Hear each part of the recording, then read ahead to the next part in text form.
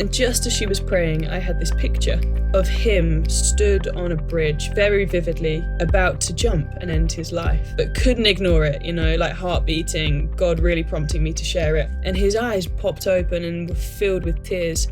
And he looked at me and he looked at Libby and he said, "How do you know?" Well, welcome everybody. This is Simon Guilbeault, and it's the podcast is called Inspired with Simon Guilbeault. And so my new guest this week is called Jodie Lintern. Welcome, Jodie. Hello, good to be here. It's so good. And what's a bit weird is that Jodie is our lodger. So we're actually in the same house right now, but more than a lodger, she is a great buddy. Her story, which we're about to hear more about in very brief, she doesn't want to be sort of pigeonholed as this, but she was a pro footballer. Retired very young and has had a remarkable amount of exciting, dynamic stuff packed into her 25 odd years. Quite odd years, aren't they? So like anyway, Jodie, let's just get cracking straight away. It's so good to have you, and you are a gift to our family. We love living with you. Interesting enough, I didn't tell you this, but I was chatting to Grace, our 13-year-old, the other day, and we were talking about being an encouragement to others. And I said, "Who's your most encouraging friend?" And she said, "Jodie." So No. You're her big number one encouraging friend. So we love that. Anyway, Jodie, look let's just get cracking. And looking back at get a bit of context in terms of your upbringing. So you're getting into your teens. I'm guessing, is that where sort of rebelliousness and stuff kicked in? Tell us a bit about that. Yeah, I mean, I found myself in a gang of friends that we loved causing trouble, and it was very accessible. Trouble was very accessible where we lived, and so commonly, I had a great group of friends, but you could often find me out and about setting fires to bins, running away from knocking on doors or causing a bit of trouble. We're familiar with that in our house, unfortunately. I hope that wasn't your influence. We've been in trouble. Yeah, I didn't quite tell you. But yes, it was certainly a colourful childhood. Kind of drink, drugs, different things accessible from a very young age. But also on the flip side, had football was a big part of my life, and so not only that there was this crazy group of friends there that were terrible influences, and I'm sure I was equally a terrible influence at points, but also had sport and football to kind of keep me on the straight and narrow, and there was always an incentive to not go, too hard in partying or with some of these unhealthy ways of living, because I knew that if I got in too much trouble, I wouldn't be able to play football, and I wanted to kind of keep fit and healthy so I could really go there with that. So yeah, I mean, certainly I remember I was reflecting back with a friend the other day. We were probably about 13, and actually it was on the back of Josiah, 11-year-old, Simon's youngest there, climbing on some roofs, and reflecting back of a time when me and a bunch of friends climbed on some roofs, and one of them fell through, and it was just like there was a moment of like, oh crikey,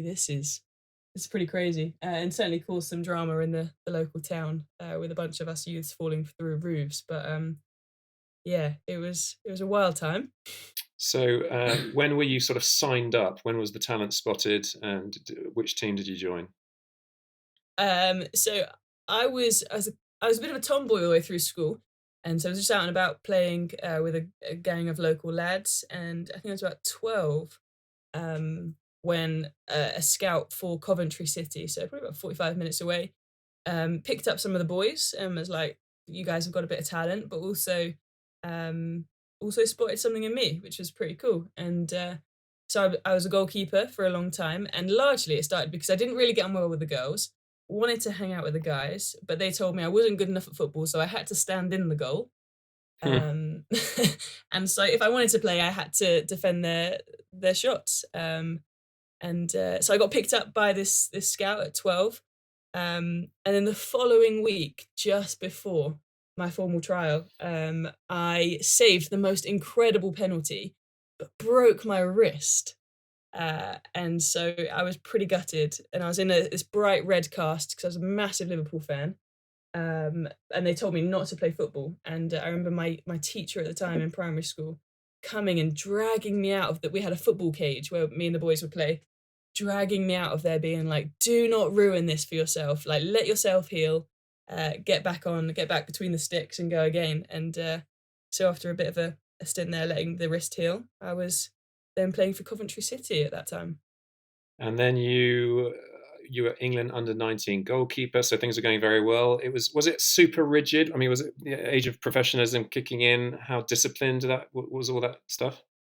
Yeah, it was so early days of kind of women's football really, really going big there. And I was very privileged in that a goalkeeper is a very niche position, right? Like you're a bit of a crazy. They often say to be a goalkeeper, you got to have a bit of craziness about you. And it just so happened that I was a bit nuts, would throw myself at anything, enjoyed the game, and so it's it was quite limited, as in how many half decent goalkeepers there were around the country. Um, and it was the edge of professionalism really in women's sport, and kind of like the young academy football kind of catching up with the guys, and that transfer between grassroots and academy to professional football wasn't so slick, um, but was very fortunate to get into a good space there. So Coventry was great. Um, Certainly, like, it was a big ask. I was training 3 4 times a week and traveling around the country playing, but not enough to kind of not have fun as well. So that's kind of like the start of that. And any career highlights, any great moments you want to share? Oh, there's certainly a few. Um, oh man, I remember one of my biggest games for Coventry City. It was in the FA Cup final against Derby County. Huge game. It was. There were a bunch of scouts there that I was trying to impress, and I made the most incredible save. And I always tell this story. I was telling the story a little while back, and I asked some friends and my mum about it, and it turns out I've remembered it horribly wrong. So I'll tell you my version of events. Massive game, loads of scouts there. Crux of the game, kind of 75 minutes, we're drawing. This girl comes down the wing, pings it in. Their striker gets the head on it, and I make the most incredible save, backtracking. I'm doing the actions right now, you can't see me, but I'm backtracking. I tip the ball up, and it hits the crossbar. And at this time, I come down like an absolute, I don't know, potato or ungraceful elephant or whatever, smack my head on the goalpost and knock myself out. And there's a transition time here where apparently my mum runs over from the stands. She falls over the guide ropes, and it's like an absolute shit. And then I'm on a stretcher, totally undignified. I pee myself, uh, Too much info. and it's oh yeah, definitely too much there. But I thought I'd saved the game. Turns out I didn't actually save the goal. The ball went in after I made the initial save, and the goal counted. So I wasn't quite the hero. Oh, well. Yeah. I mean, there's all sorts of stories of throwing up and awful tackles and terrible saves, but maybe they're for another time. All right. And then I know we talk about your sort of rogue lifestyle you're making off the pitch. So some discipline, but actually off the pitch, things going a bit haywire. When Mm. did that sort of, yeah, I mean, as things progress, when did that begin to change? Yeah, so I'd made the transition out of Coventry City at this point then to Birmingham City, where kind of the professionalism really took a step up. And I think I wasn't ready. I wasn't ready. I moved out of home just before my 16th birthday to go and play there. Started to face kind of some of the first bits of rejection and not knowing how to handle myself. And at this point as well, my mum was diagnosed with breast cancer at this point. So I think all of that in combination, not really knowing how to deal with a bit of rejection, like I sacked it all in quite quickly. Picked up a bit of an injury on my shoulder, and just saw all of these things as really a way out. But there was part of me that wanted to carry on pushing it, and so kind of explored this route of university over in the States, got myself a scholarship there, and then I had I had a car crash that I broke a couple of ribs, and they basically said try again next year. And I think at that point I think I'd taken all of these things as just too many blocks, and that for me where some of like my like kind of young teen experiences of drink and drugs, and unhealthy ways of living. Like football then wasn't enough to hold on to for these things to really kind of come crashing through. And so probably my first year, end of my first year of university, things kind of started to look a little bit peachy there. Yeah. And it's interesting, isn't it? Because I overhear some of the stories you're telling to various people, and yeah, it's lovely for my kids to be exposed to the new Jodie. I probably wouldn't have wanted them to be exposed to the old Jodie without without glorifying the cock ups of your past. You know, give us sort of brushstrokes, a couple of encounters that you had that moved you towards a wake up call, if you like. Yeah, there are a few.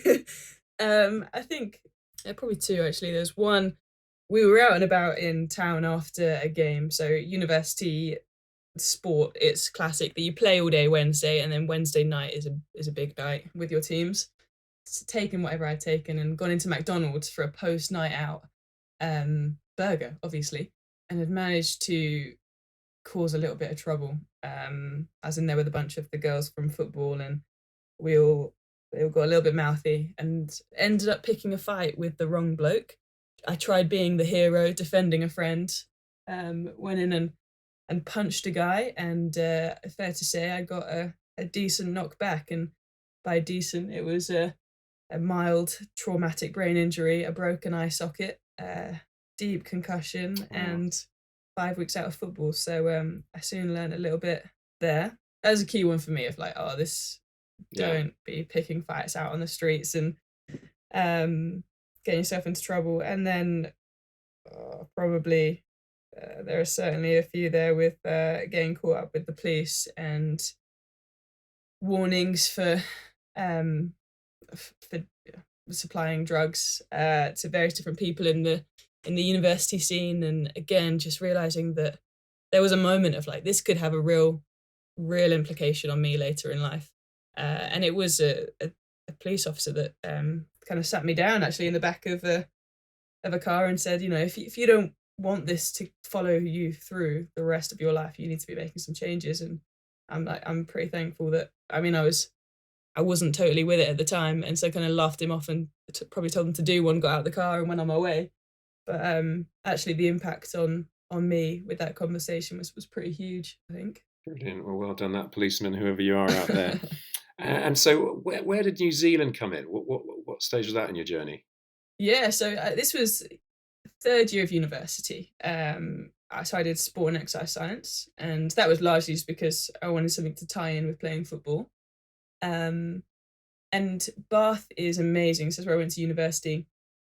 They do often a placement year abroad, if you want to, or local. And at this point, life was looking pretty bleak. Also, I thought, you know, in like football wasn't going so well. I had nothing to be here for. And so I thought, where is the furthest place I could get myself to? And New Zealand is that place. And so I signed myself up for a year or just over a year out in New Zealand. So you arrive in New Zealand. What's the plan? How did it pan out? So I didn't have a plan. I decided that I was going to take a bit of time off football and that I would travel and do the work that I'd signed myself up to, but had enough money really to get me through the first 2-3 months. So I arrived there in late June. I fully expected by Christmas I'd be home, just couldn't financially support myself for long enough. We went out with the 7 of us from university, and one of them, his name's Josh, fantastic bloke, was a Christian. And I went out one night. I don't know, found a bunch of people, done whatever I'd done, and came home at 5 a.m. or something similar, and Josh had waited up for me. And so I sat there thinking, man, this guy must really fancy me. Turns out he didn't. He just wanted to make sure I was okay, and listened to me and shared. And I think I'd just I'd hit the fan a little bit in that that night my best friend from home, a girl that I grew up playing football with, had been diagnosed with Hodgkin's lymphoma, so cancer of the blood. And I just found myself thinking, like, she is one of the fittest girls I know. Like, I'm now here stuck on the other side of the world. I've made a decision to get out here. I can't be there to support her back home. Like, what is the point of all of this? And so Josh sat down, he prayed for me, he then invited me to church.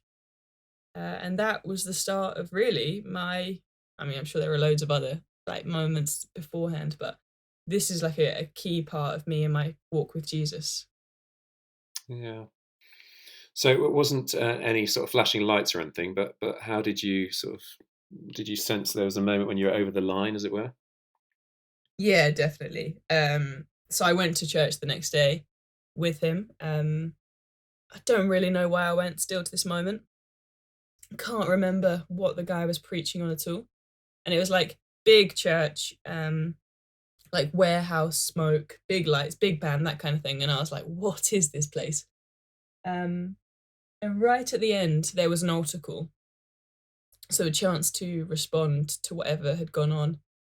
And I can't remember what the guy said for most of the talk, but in this moment, he said, there's someone in here tonight who needs to lay down their perception of religion to just come and get to know Jesus, like even a mustard seed of faith, a tiny, tiny amount. Even if you're open, like there's an invitation here for you.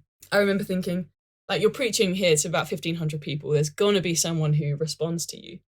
And this guy, there were people putting up their hands and saying yes, and he was like welcoming them, congratulating them. But he said, "There's one more person in here tonight," and he kept going.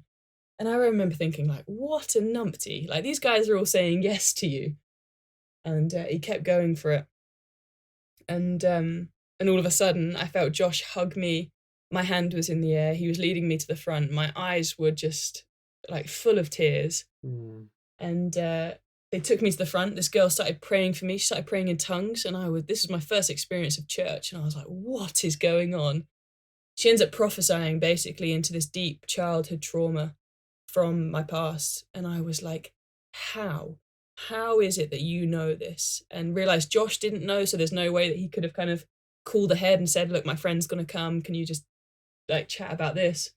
And so yeah, this girl started prophesying and prophesying into some deep childhood trauma that I was like, there is no way on this earth that you know this. So either there is a God and he is talking to her right now for me, Mm-hmm. or I am clinically insane and need to get some serious help. And so I chose the former, thankfully. And that was, I mean, that was a big moment for me where it was like, oh man, I think God is real. I think he's speaking to me right now. And then over the next couple of weeks, we saw some incredible things. My friend Jade, who had been diagnosed with cancer, I then get a call from her the following week after that. We've been praying incessantly as a church, as a community of people that I got stuck into, that she would be healed. And we got a call saying that the cancer had been entirely contained to her neck. And so instead of this long process of chemo and radiotherapy, as well as an operation, it was going to be a very easy remove for the cancer, which was huge. Wonderful. Yeah. We also got, in terms of financial provision, I was so, like I said, I think I was expecting to be out there for a couple of months. But I got a call from university saying because of my past in like football experiences and kind of achievements there with various different things, they were going to give me £5,000 to make sure I could stay out there for the year. A nice one. Which was absolutely bonkers. And then 2 weeks later, I was baptized. It was a totally new way of living within a very short space of time. So it was quite the whirlwind. And then you shared, am I right? You shared your baptism news with your colleagues, and how did that go down? Yeah, I was pretty bold with some of these conversations. I think, experiencing this new life, I was like, everyone needs to know. I first put it on Facebook, a video of me getting baptized. A bunch of my football friends back here had like an intervention where they thought I was taking the mick, and they were like, Jodie, this joke has gone too far now. You're offending a lot of people. And I was like, no, it's real. And then the following Monday, after the baptism, I went into work, sat down around this table with some of the big dogs of the charity that I was working for, and they asked me what I'd been up to this last week. They meant what have you been doing, like 9 to 5 professionally? Can you share some highlights of your meetings and stuff? And I was like, well, funny you should ask. I got baptized and kicked off with this huge story about what had happened. Brilliant. And it was the most awkward moment. They just looked at me, looked to the person next to me and was like, so, Chris, how about you? They didn't care for it at all. So a few months ago, was that a steep learning curve? I mean, probably a lot of your lifestyle needed addressing. Yes. Yeah, lots of it. And very thankful to have had a bunch of people around me that loved me, and also challenged me, like, very head on. But also there was a moment where, in terms of, for me, like, I hadn't touched any form of drug since that moment. It was actually the night before my baptism was the last night I ever did any form of drug, and that was I felt like that was a moment of like, oh no, I'm about to give all of this up. Like, I think Jesus wants me to, to never do this again. And so very fortunate that there was a moment where actually God just broke in and did a lot of that work for me. So feel very fortunate there. Um, and then it has been a long journey of addressing some of my very unhealthy habits with drink and relationships, and just general way of living. So yeah, very thankful for a good bunch of people challenging that, and also Holy Spirit just really convicting me and changing my life from the inside out pretty quickly. Yeah. So wonderful. So you come back to England, and you are basically, the Bible talks about being a new creation, doesn't it? And Mm. a whole bunch of new friends, same old friends. People looking at you thinking, "What on earth has happened?" Family, how do they respond?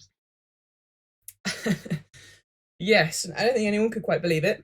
Family were an interesting one. They were pretty worried that I'd been caught up in some kind of cult movement, and so had lots of questions, but were really supportive in the ways that they knew how to be. So I was very thankful for that.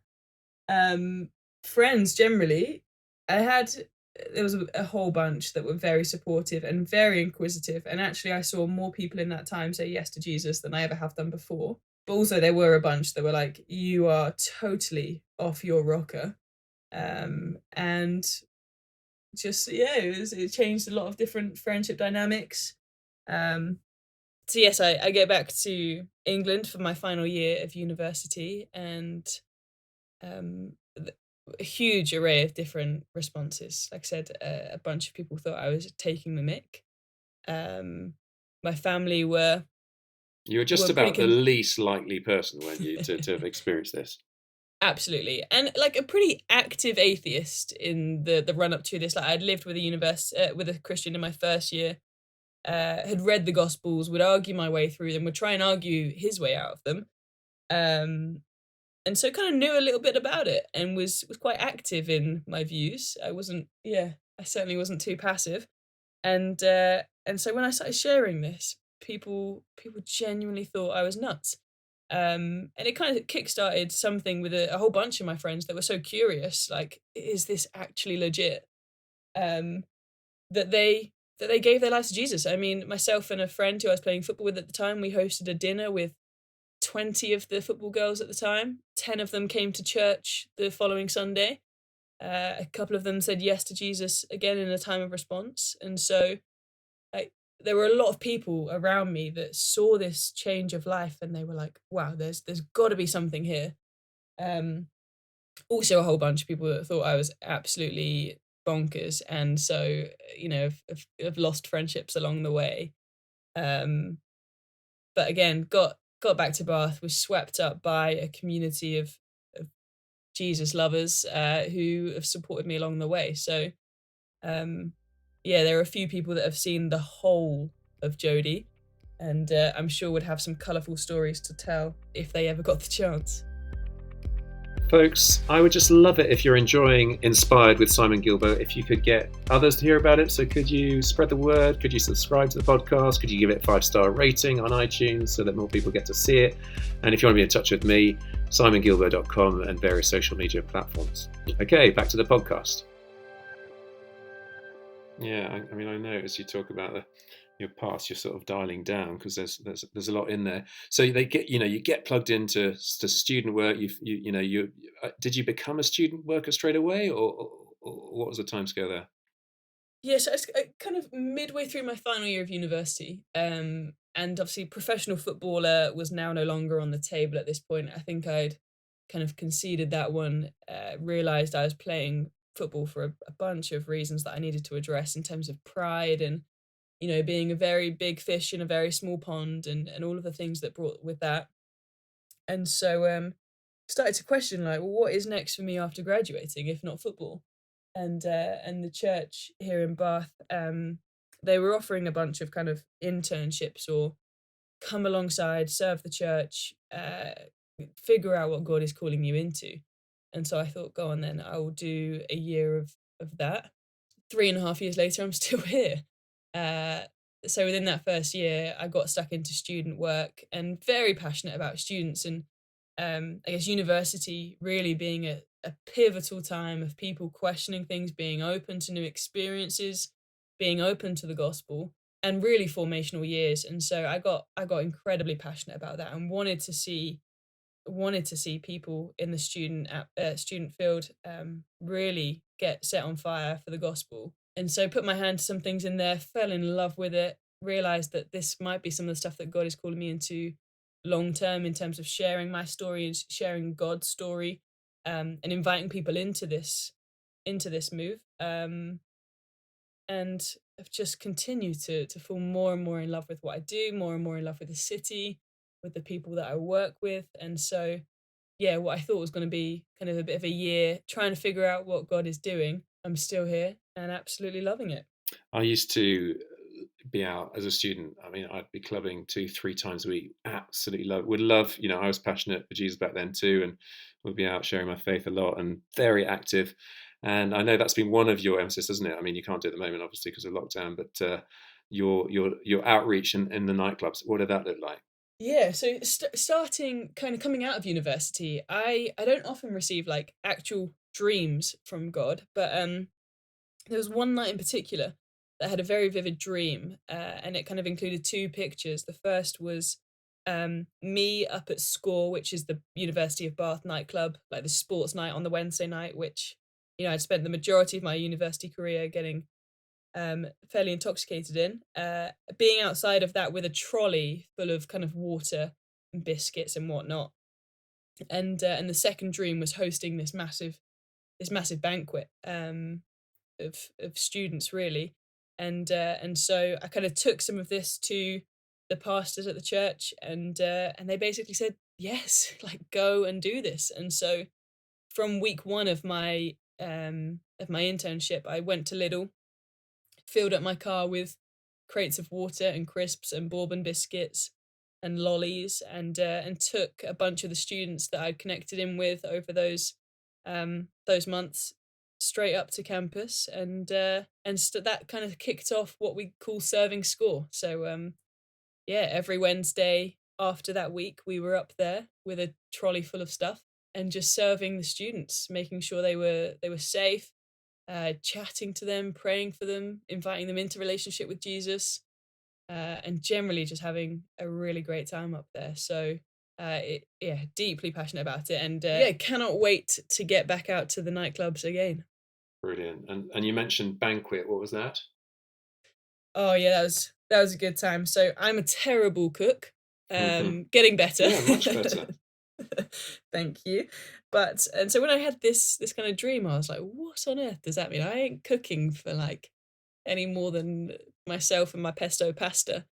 Um, but I really couldn't kind of let go of this. And so I started to dream with God and some of the students that I was working with at the time.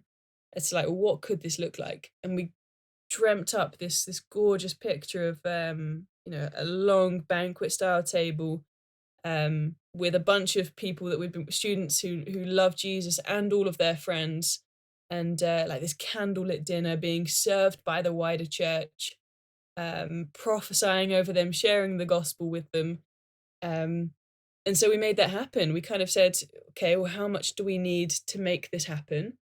Um, And with kind of some generosity from people in church serving us, etc., we thought, okay, £200 to get ourselves a venue, to get the basics of what we need. And lo and behold, the following day, it was nuts. The following day, I received an envelope through my door where I was living at the time, just marked with Jodie on the front of it, with 200 quid in cash just stuffed into the envelope. Beautiful. Love it when that happens. And it was, oh my word, it was so amazing. And so that released us really as a student group. There were 15 students who each invited 3 friends. Um, the wider church, some of our young adults, and wider in the church here, kind of got involved and went and did the food shop for us, helped us book a venue. We served, I think it was fajitas, or something lovely, to 60 odd people. Um, we had placemats with their names on them, so we got them to kind of sign up beforehand with named cards, and we got some of the guys who particularly gifted in kind of giving prophetic words or sharing things from God for other people, where they wrote some very specific and lovely, encouraging messages for each person by name, and then at the end of the dinner, shared the gospel, and it was a beautiful night of just kind of church being church and the kingdom being released. So it was lovely. It was really cool. Like, yeah, it's the most exciting and amazing part of what I spend my time doing is seeing people say yes to Jesus, and it's certainly the thing that brings me most joy and makes me feel most alive. So yes, in all that I'm up to, that's kind of a big part of it, which is fun. And just from getting out there, as I have too, you have encounters with homeless people, with Muslims, with uni students, ex-drug dealers. There's all sorts of stuff in the mix, isn't there? We Mm. are going to be taking out people, regularly, as lockdown hasn't happened. December we went out a number of times, and people are scared at the concept of doing it, and yet we just have brilliant times out on the streets, don't we? It's just Mm. fabulous. So talk to us a bit about some of the encounters you've had, and beautiful stories of lives changed, and a bit on Jesus at the door, if you like. Yeah, absolutely. So again, this has been something I've been passionate about, but you tell me to go out onto the streets and share my faith, I would I would have told you where to go. I didn't know what that meant or how that looked, and I think I had a fairly apprehensive view of what that could look like. But we went to a conference back in November 2019. It's like the big Vineyard Movement students and young adults conference called Cause to Live For, where we were there, and a guy called Scott McNamara, who is kind of the founder of this tool called Jesus at the Door. He was there preaching and equipping us, and so there were thousands of us. That he kind of walked through this model of, here's Jesus knocking at the door of your heart, and a really simple way of kind of leading someone through the gospel. Um, and so he preached on it, kind of shared the fundamentals of why on earth should we be going and doing this, and then basically invited us, the whole conference, to go out onto the streets of Nottingham and to give it a go. And I remember just looking around the room and seeing some of the students that I was working with at the time, and the most fearful, most introverted people, but they were there, they were willing. And I just remember thinking, like, oh man, this is going to be nuts. God is going to do something here. And I think we were out there for 2 hours, and one particular guy, the most nervous boy that I'd met, he went out, and we were out on the streets. He walked up to this first guy, didn't know the kind of script. He kind of just held the picture up, walked through the script, hands trembling, like totally fearful. And every question, it was like, yep, yep, yep. This guy was so responsive and ended up giving his life to Jesus the first time, using the most introverted, scared kid there. And I remember thinking, like, this is life changing. And so I kind of caught the bug for it. I kind of caught the bug for being out on the streets and just making Jesus very accessible to people, in that, just taking the gospel to them whilst they're out doing their shopping in Bath or wherever, and just being real with people. And so that kind of started November. And then I think I met you out on one of the first ones that you kicked off that following month, I think December of that year. And then it just kind of grew in momentum. We'd be out with the students every week up on campus, uh, sharing Jesus and seeing some incredible stuff. So there are certainly some fun stories.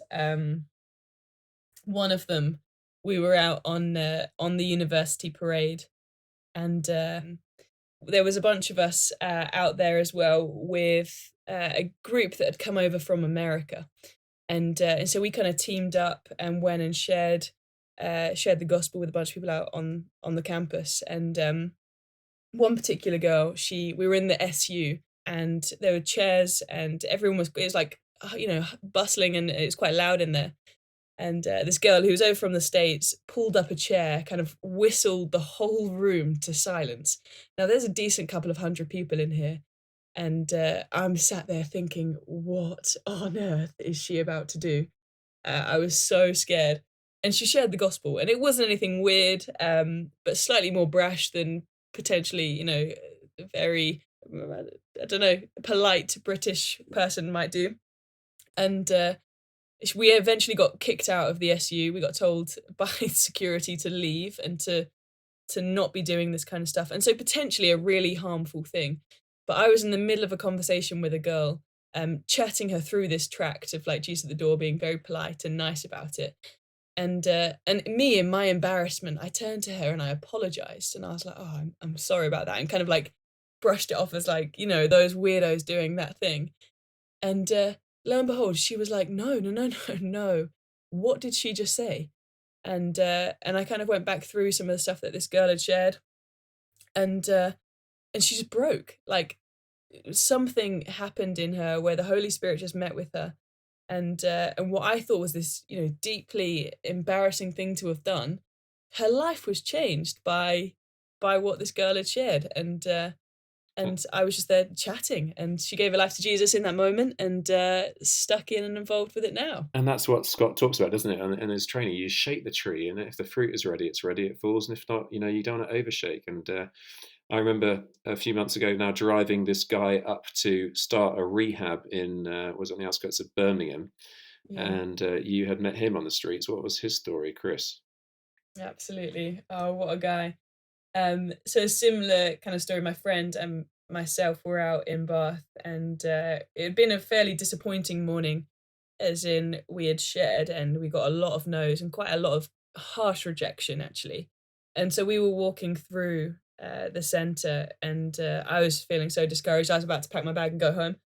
And Libby, my friend, we walked past this guy who was stood out on the street corner. He was working at the time as a street cleaner, and Libby was like, "Joes, we need to go back and chat to him." And I was like, "No, don't make me do it."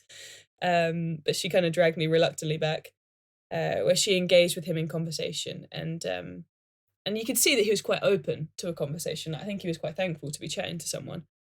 Um, and Libby eventually talks him through kind of what we were out there doing, and she asked to pray for him, and he says yes. And just as she was praying, I had this picture um, of him stood on a bridge very vividly, um, about to jump and end his life. And I was like, crikey, I cannot share that with him. Like, if this is wrong, this is going to be horrific. But couldn't ignore it, like heart beating, God really prompting me to share it. And so I did that, and I kind of, teed it up as like, if this is wrong, then please ignore me. But here's this picture I just had. And his eyes popped open and were filled with tears. And he looked at me and he looked at Libby and he said, "How do you know? How did you know?" And it turns out just a number of days before, he'd been stood on that exact bridge that I had described, about to end his own life. Mm. And a number of kind of like small signs that he'd picked up on. He was led off the bridge by what now we'd describe as, the Holy Spirit. But he had found a Bible in his path on the way home that he kind of just disregarded. And then when he met us, he was like, "Oh man, I think Jesus is asking me something." And Libby gave him the invitation to kind of turn from his old ways, to put his trust into Jesus and to enter into new life with him. And Chris was like, "Yes, yes, what do I have to do?" and kind of prayed along with us. And then a couple of days later, he came back for dinner here and absolutely loved that. And we just cracked open the Bible with him after dinner, and it was just lovely. But was still stuck in some old ways in terms of drug addiction. But a number of months later, you can see Jesus just working things out in his life. And he got in touch with me and said, "Look, I need to make some changes here. I need to get out of where I am at the moment. I need to get away from some of the people that are holding me back with this life." He came to me with a bunch of different kind of rehab facilities, and we managed to get him into an amazing one, like say up on the edge of Birmingham. And he's now been there for a number of months, like sober. He's moved out into a kind of halfway house. Is busy serving in the community around him. Is going to church weekly. Is sharing his story wherever he can. So beautiful. And it is just a gorgeous, gorgeous time there. Yeah, loving it. Now, listen, we're running out of time. I Mm. had want to talk to you about, you'd had this job offer. Clearly, you're very switched on and capable, and so you've been offering lots of money to go and work with this guy, but you felt that you should be staying here, engaging with students. There's a cost to being all in with your faith, but I don't think it was a bit of a test, wasn't it? I don't think you're reluctantly all in. You are absolutely all in, and I love it again that we get to live with you. You model that for the kids. You're a great influence on them. And then just again, because of time, why don't we just hear about Mm. how it's impacted your family? And I know that you had one person that you had that was the least likely in your whole life to encounter Christ, and yet he has. So just tell us that in closing. Absolutely. Big shout out here now to yeah, my brother Bradley. Yo, Bradley. Woo! Who was absolutely the least likely person in my life to say yes to Jesus. Both my mum and dad have been on their individual journeys of kind of saying yes to him in various different ways and getting to know him. But Bradley was not at all interested. On paper, the least likely person in that some of the ways he was living. He's a gay drag queen who was very very wrapped up in kind of drink and drugs and crazy lifestyle. And so I'd kind of written him off unhelpfully, and continued to pray, continued to invite him along to things, but nothing. And then all of a sudden, we in lockdown started doing some online alphas. It's an amazing course for people who are seeking to know more about the Christian faith. And he invited himself along, got stuck in, and I think week 4 we do kind of like a Holy Spirit morning where we give an opportunity to be filled with the Holy Spirit. And Bradley would say that was the moment where he experienced God for the first time. I think he was down the bottom of the garden, high at this time, and experienced God for the first time. And kind of told me, and I was like, maybe it was the drugs, but he was absolutely adamant, no, this is God. And me and my skepticism kind of wrote him off. But he goes again, sober, encounters God, and gives his life to Jesus in a beautiful way. Has laid down a lot of that stuff that he was involved with before. Is having his life transformed from the inside out. Is engaging with processes like counseling and discipleship, real intentional discipleship.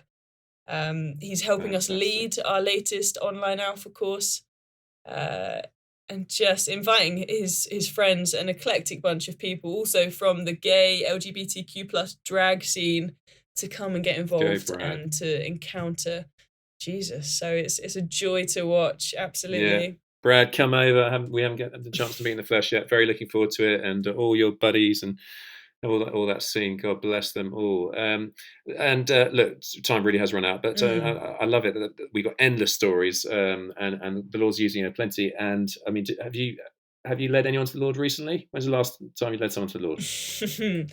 Yes, last week, a lovely girl got in touch and said, I've met this person on Instagram who shared their faith. I've got loads of questions.